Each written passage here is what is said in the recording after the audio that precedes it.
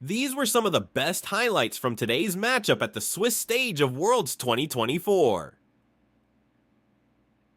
Stats that we're going to bring up here as far as the goalies throughout different times in the game that I think are very indicative of their level of performance. Incredible early game, and it really starts to struggle. That's where they start to be more difficult on the coordinated play, but we're going to see if they can pull off his dive. All right, 4v2. Kingen and Mohan got to try to survive this one. Who's going to take the turret aggro here at the very start?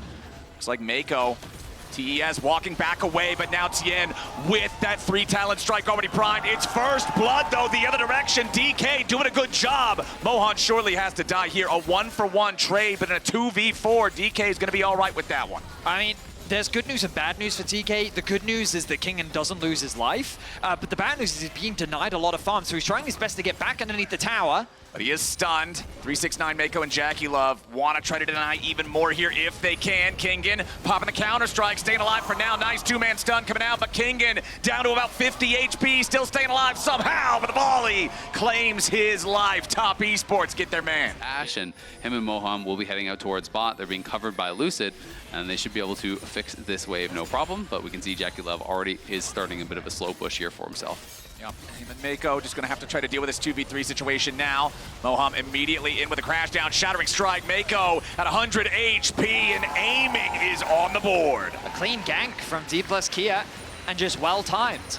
And they knew that Mako had no flash, so just like that, Dplus KIA equalized the kills. Yeah, and actually, we see the Showmaker use his Shockwave, got a really good trade on Cream, who doesn't have his teleport available, so did lose a couple of minions there as he gets shoved in. The wave isn't quite back yet for Showmaker to push, so it will be a cannon wave as well. So Cream's not going to miss too much here, but Showmaker definitely getting prio there, as we did have a Dragon for Grubs trade up on that top side. A lot of these blades, so this is signifying I don't think they're actually going to contest here at the Grubs, and we'll see if it's going to be an immediate start for top. They're already going to be able to take the tier 1 top. They will win the race on this, and top just playing the map really, really well. Overall, I think Top Esports have just been playing the better macro game than DK have in the laning phase. Your champions correctly, but to me, like, I do think there's a very significant scaling advantage for DK.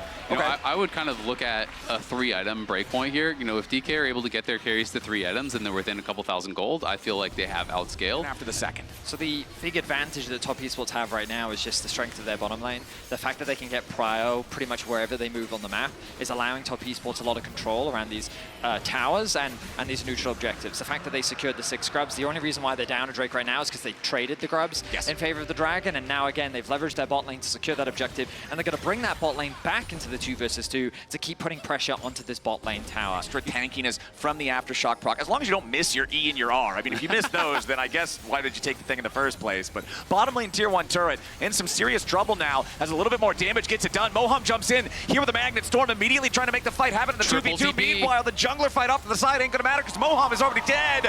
The arrows fly, and DK dies. Top Esports picking up 3 as Showmaker and Kingen tried to join up to help everybody else, but now they're in a bad spot too. Cream and Tien chasing after Showmaker. He's trying to buy himself a little bit of extra time. Top Esports are on the hunt for the Orianna. Showmaker still trying to get away. 2-man Shockwave.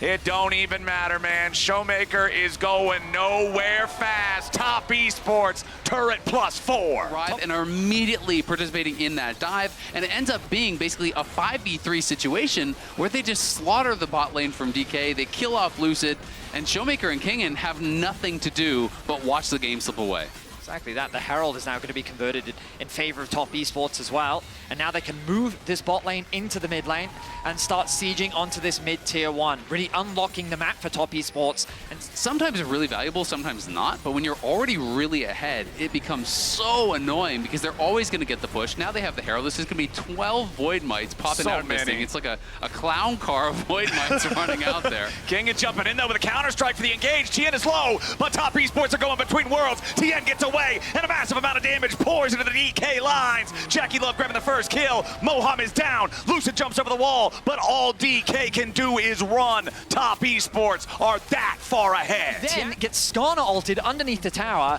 and patiently what he does is he ults, knocks, I think it was the Jax back, and then he uses that as like a bandwagon to then get back to his team to then...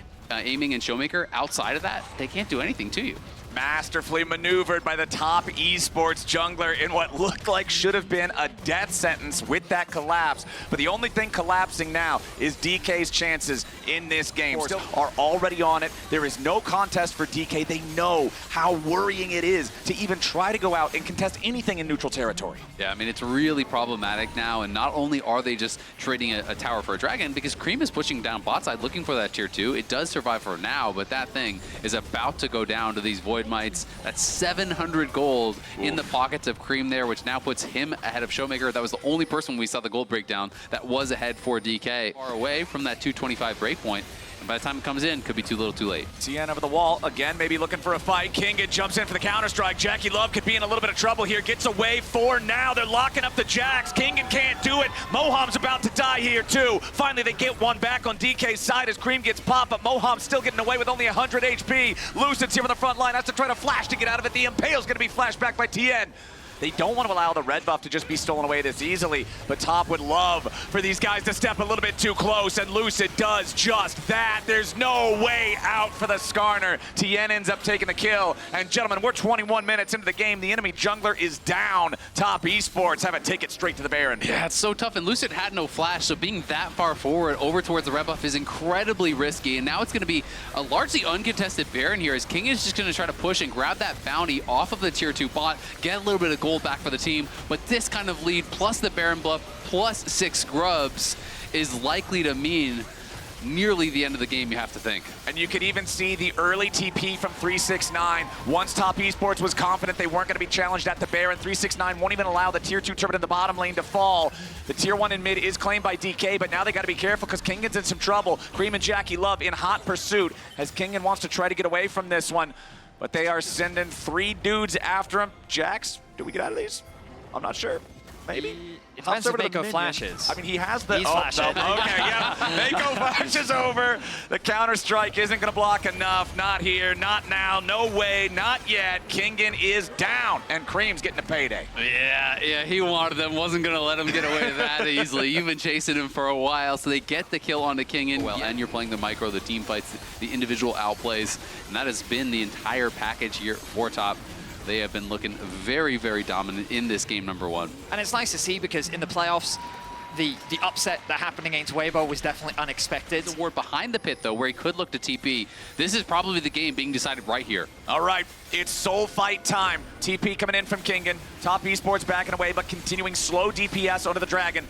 Kingan on the left flank. Everybody else on DK here on the right. Tien gonna be grabbed there by the Skarner. The objective bounty claimed by Lucid. DK getting it done, but now Cream's going between worlds off to the side while 369 and Kingan duel off on the left. It's gonna be the first kill on Moham. Top Esports are about to lose their mid laner. He's down. Now they're gonna turn right back over onto Kingan. The Jax goes into the Zonias. He's staying alive for now with another beautifully timed counter strike. He flashes back over the wall. DK's gonna try to regroup, but the Ashe has the damage. Jackie Love gets it done, and it's a 1-for-2 trade. Back. But when they overchase, that's where the Ashe becomes deadly as she was able to use that kiting prowess and re-engage to turn the fight in Top Esports' favor. Yeah, it just becomes so difficult, and now the Baron is going to be secured here by Top. Cream was not very effective on that flank. They were able to turn on him, burst him down pretty easily. But now the siege will come through, and that wave clear that DK have is going to be less effective. Yeah, Lucid may have died, which gave over the Baron, but he also secured the objective steal to make sure that they did not give that Hex Soul, so at least you can count that as a silver lining. But Top Esports are barreling down top lane now. You can see they've still got 369 over in mid for the split pressure. It's still going to take them a while to try to chip through some of this, except for 369 nearly killing. There it goes, the one in mid lane already down as that inhibitor is now exposed. Top Esports happy to wait for the next wave to arrive here in the top lane. Objective bounty claimed in the bot lane at the same time as the tier 2 is destroyed by Kingan, and now Top sees the opportunity to full send it underneath the tier 3 here at the top side. It's already gone. Moham and Lucid going to be taking a lot of damage as Moham's about to be killed. Lucid gets away back underneath the Nexus turrets. Moham's still alive somehow. Top Esports haven't lost a man, and the Skarner's also down. 3v5 for DK. To be able to get those kills, and now the job gets so difficult. The TP's coming back in. All right, Top Esports want to end it right here. First Nexus Turret and second, both dropping at about the same speed. Kingen wants to keep these guys away with a counter-strike, but it ain't going to do enough. Both turrets already dead. 3, 6, 9. Tanking it up on the front line as Kingen is already down. Aiming, focused up next. He flashes back into the fountain, but it will not matter. Top Esports take game 1. These were some of the best highlights from today's matchup at the Swiss stage of Worlds 2024. Which moment was your favorite? Let me know in the comment section below. This is OP, and I'll see you tomorrow. Take care.